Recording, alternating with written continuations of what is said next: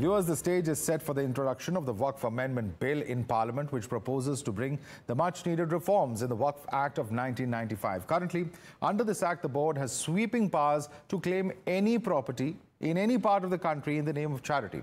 However, there have been several instances of misuse of these powers. There are properties which have claims and then have counter-claims by the Waqf board and individual owners of the properties.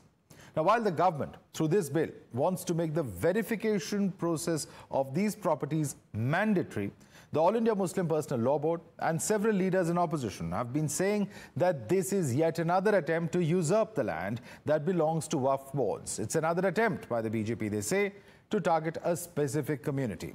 So here at Times Now, we decided to do a quick reality check. My colleague Akanksha filed this report from Mathura, where the Waqf board claims that the land of the Shahi Idgah belongs to them. However, RTI filed by Hindu side has debunked this claim of the Waqf board.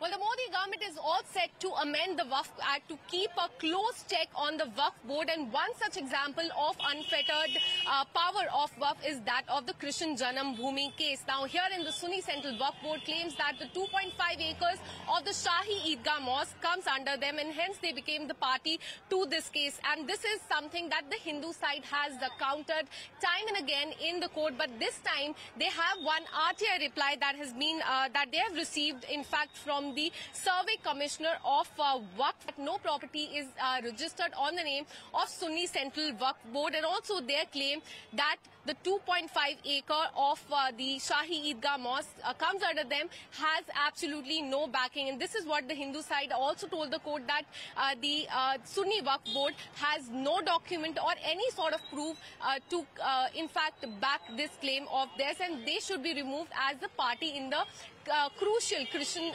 Janam Bhoomi case. They also went on to say that this has become a nature of the Waqf board, alluding to the Sunni Central Waqf Board, that they encroach upon the properties and then they claim them as the Waqf asset, something that the Modi government is going to amend soon.